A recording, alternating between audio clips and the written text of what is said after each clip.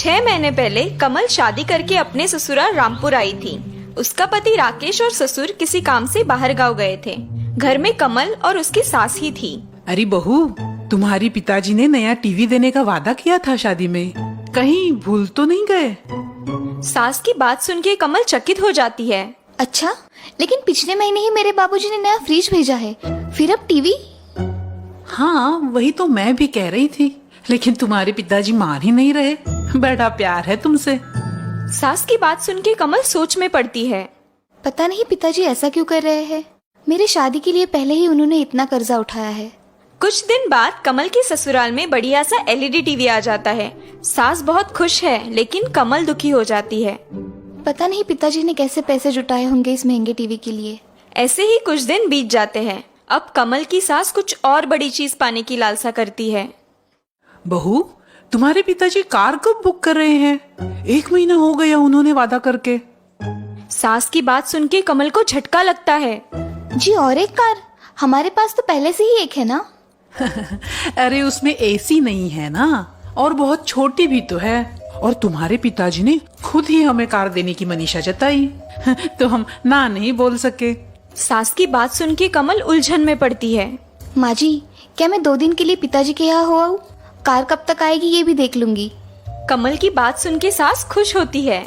हाँ हाँ, बिल्कुल जाना, मैं यहाँ सब संभाल लूंगी। अगले दिन कमल अपने मायके निकलती है। प्रणाम माँ जी, आप अपना ख्याल रखना। हाँ हाँ, तुम चिंता मत करो। कार तो आ ही जाएगी आज नहीं तो कल। लेकिन तुम लौटते वक्त अपने मायके से कुछ कीमती मूल्यवान चीज लेके आना। खाली हाथ मत लौटना।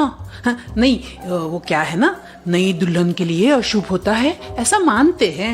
हे भगवान, इनकी भूख तो दिन ब दिन बढ़ती ही जा रही है। कमल अपने मायके पहुंचती है और अपने पिताजी से कार के बारे में पूछताछ करती है। क्या कार? और वो भी एसी वाली? नहीं, मैंने तो ऐसा कोई वादा नहीं किया है। और अब तो मेरी सारी जमा पूंजी भी खत्म हुई है। अब कमल के दिमाग में सारी बात सुलझ जाती है। अच्छा, मतलब सासू जी झूठ बोल रही है, अपनी मनगढ़ंत कहानियां बना रही है।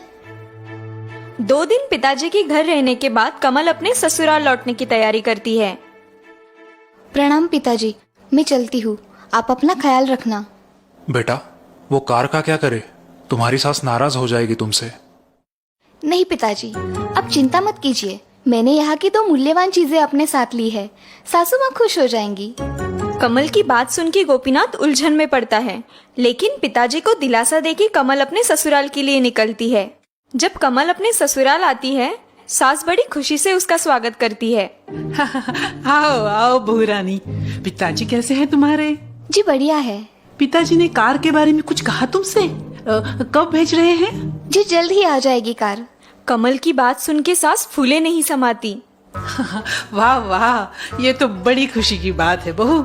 राकेश और तुम्हारे ससुर जी शहर से लौटेंगे ना, और आंगन में नई बड़ी लंबी कार देखेंगे तो बड़े खुश हो जाएंगे। वरना मुझे कोई शौक नहीं है गाड़ी वाड़ी का। जी माँ जी, मैं जानती हूँ। अच्छा अच्छा, वो सब ठीक है, लेकिन अब तुम खाली हाथ आई हो क्या? नहीं माँ जी, पिताजी ने 2 बड़ी मूल्यवान चीजें भेजी है आपके लिए। कमल की बात सुन के सास की आंखें चमक जाती है। ओह, बड़े समझदार हैं हमारे समधी जी। दिखाओ तो, क्या मूल्यवान उपहार भेजा है उन्होंने हमारे लिए।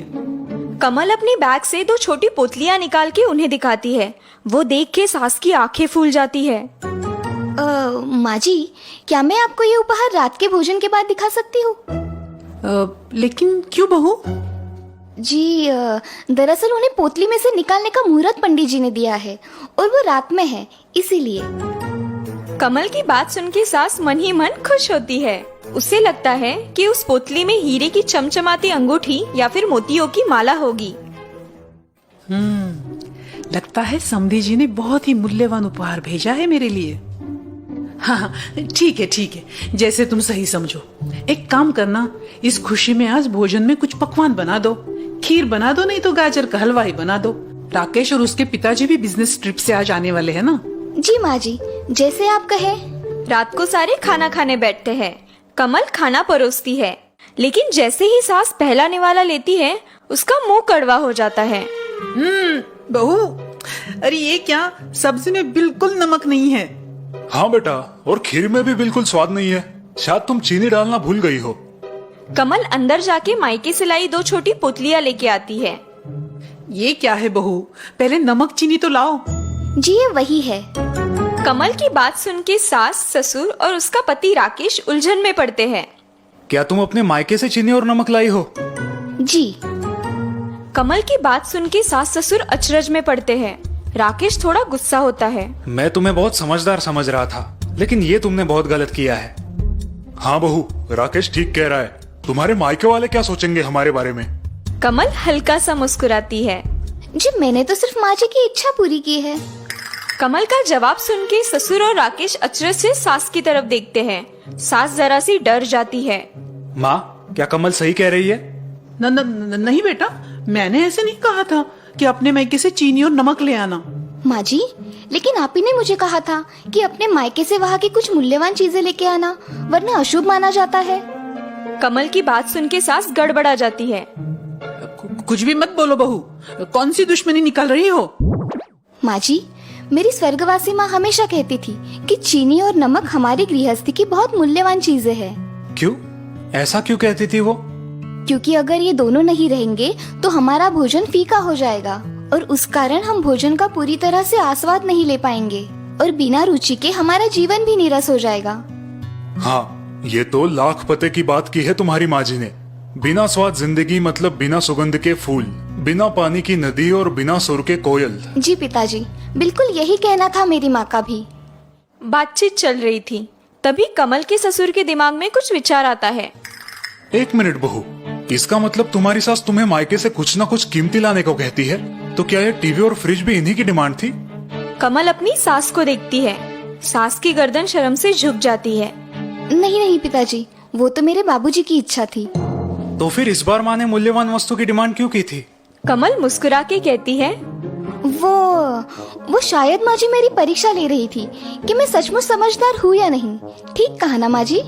हाँ, बहू ठीक कह रही है। कमल की बात सुन के राकेश और ससुर हंस पड़ते हैं।